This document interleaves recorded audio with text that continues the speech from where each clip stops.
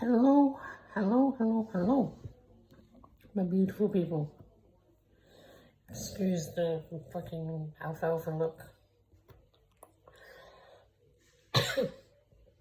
Um, it's been about a week, maybe 2 weeks since I uploaded. I was on the road. Excuse me, I was on the road with the uploads, and I had a schedule of like either a Wednesday or a Thursday of the upload. Like record on this day and then we'll record on the same day and then upload it, and then I went down the caravan. When I was in the caravan, I literally did nothing.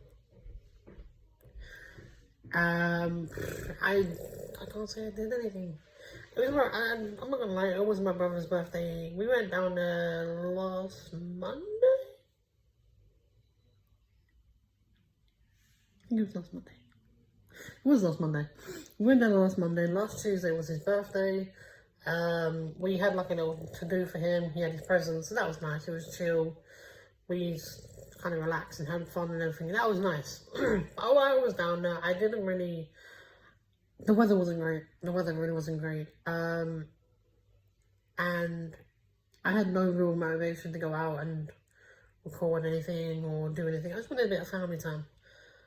If you haven't noticed, the beard is trimmed up, so kind of more decent, should I say.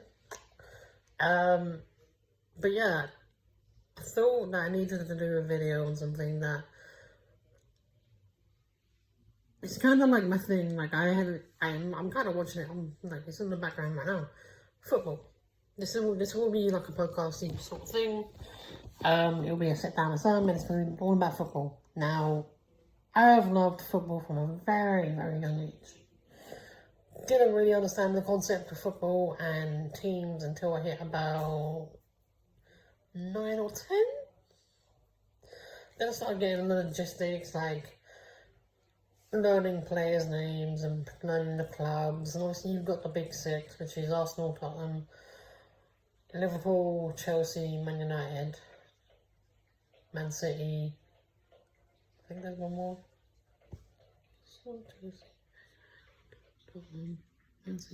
Yeah, that's technically they're pronounced to be the big six. Oh, I think that, did I say Liverpool? I think I said Liverpool. I don't know.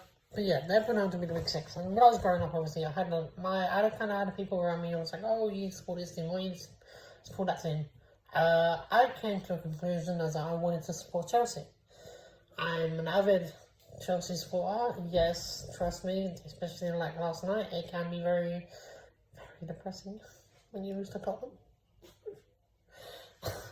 But no, I've loved football for like years, and this is the thing, not many people notice about me is that when my disability wasn't as bad as it was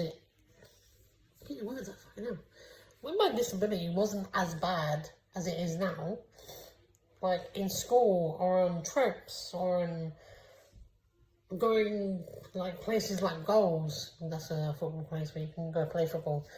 Going to places like that, I used to love playing football. Now necessarily I didn't play outfield, obviously, mainly because like I can't run, I can't really walk that well, so me on the field, not good. So my position mainly was in goal. I was a goalie. And I put myself on that, I was quite good at it. It became one of the things that I became quite good at because I didn't really have to do anything much. I stood there trying to save balls with either my legs or my hands. Mainly my legs because, you know, I try to move my hands, I got a 30-second delay where my brain doesn't comprehend that it's coming towards me, and I straight in the face. I laugh now, but in a moment it fucking hurt like a bitch. So yeah, I used to love football and I loved it, like playing it. I used to love it, and then there came a point when obviously I had my left leg. We went for a stage where we didn't know at the time, obviously, but I was born with my my left kneecap not attached, you know, and it was kind of fickle in a sense because we would if I did any type of I don't even know what triggered it, because I used to do running around. I used to do football and everything, and then I got to a certain age. I think it was like 15, 16 maybe, around that time. And yeah, I just kind of triggered the thing of, oh, your kneecap's my place. Shit. So any type of exercise, it would dislocate and relocate really fast. And it would give me immense amount of pain. So obviously I had to stop doing as much as I wanted to do doing football-wise, like playing and everything, which kind of got down on me because I used to love it. And it was also another way of me, making myself fit. Obviously, I had the operation for it, obviously, and successful. Been successful for a number of years, but it's never felt right, in a sense. Like, I've had it done, but I wouldn't say I could run anymore. I used to be able to run a little bit. If I do too much, I do get the sense of a click, click, click. And I know it's never going to pop out, obviously, because it is put in there by, like, all the tendons put together and everything, and they did what they had to do. But I never want to overwork it in the fact that I damage it somehow. So, it's painful. But, yeah, that's my aspect of loving football from a playing standpoint. But my love for football, watching it, probably didn't come to me till I was about...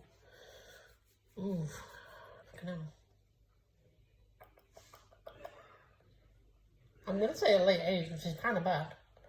Like 13, 14. That's kind of late for watching football. I'm really loving the game.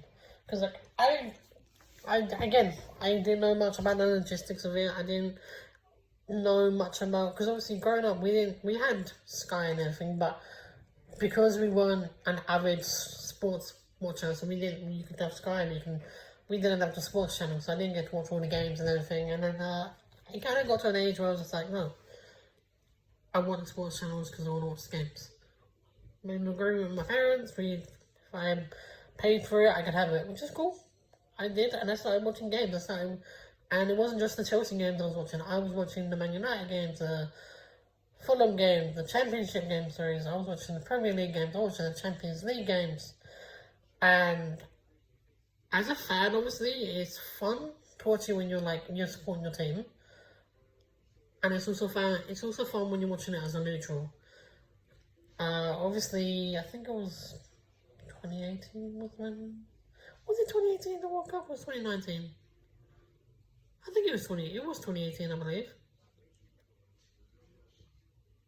Don't quote me on it, because I'm not 100% sure, because I'm really bad with years.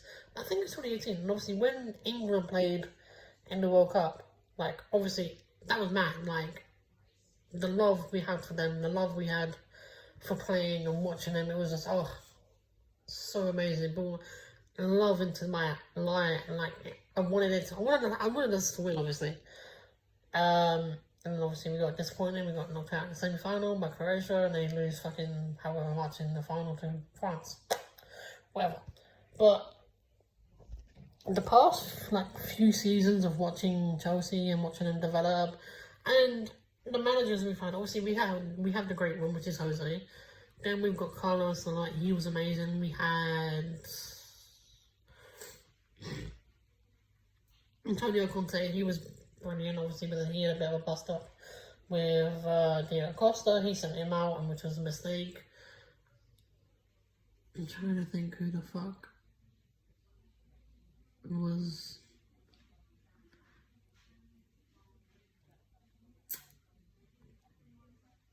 There's one manager that I really can't think of. It's pissing me off. I can't, he's a really old manager from I'm not talking a couple of seasons ago, I'm talking 10, 15 years ago. We had a manager that was amazing. And then we had, obviously we had, Maurizio, my least favourite manager was Maurizio Sarri. I just didn't like him. I didn't like his style of play. I didn't like the fact that I understand he won us the Europa League, but we obviously had Hazard, we had Willian, we had Giroud working style of play. But when a manager comes in and basically revamps the whole team to his style of play, and you're watching it, and like every other sort of week, you're losing games that should be easy wins. It's a bit like, no, you need to do this, you need to do that. And I've always said, like, as an avid football watcher, I want young players who are coming up from the academy to start. That's why, in a sense, that I have such a great love for Frank Lampard at the moment, because last season we were fucked. Like, we had transfer bans, so we couldn't buy anyone. We managed to complete a signing of Mateo Kovacic and Pulisic before the ban got implemented, so we were kind of sweet in that sense. And then we had to rely on Fikayo Tomori, we had to rely on Tammy Abraham, we had to rely on Callum Hudson-Odoi, but unfortunately he got injured quite early on, which is quite sad because he missed the majority of the season, and it's hard when someone's trying to get back into the team when you've got an injury. And it's a bit like Ruben Loftus-Cheek as well. Both of them, they had injuries that put them out for the season, and now they're doing their best to try and fight for game time, sorry. And obviously I can't forget Mason Mount, like him and Tammy Abraham last season, the link-up play, brilliant. Him, Pulisic, Mount, obviously Willian, but Willian left, went to Arsenal, all the best to him. He did several wonderful years in the Bridge, brilliant, but he still sucks. He goes to another one on the side, which is Arsenal, they suck. But yeah, I always love it when teams use the younger players and they implement them into the game. I understand this time around we've gone and done what most clubs do, which is go out and buy people this season. We've bought Werner, we bought Ziyech, we bought Havertz, we've just recently purchased a new goalkeeper called Mendy. We bought, I believe, 2 centre-backs. Don't quote me on that. Maybe a centre-back, I don't know. But yeah, like, we're now in a bit of a position, Chelsea, where we're going into games like last night and on the weekend just gone, where we're playing teams like West Brom, and no disrespect to West Brom, obviously, they fucking gunned us to the brink. We had to come back from a 3-0 deficit. That was like, no, that was fucking scary. But again, we had to rely on our youth to do that.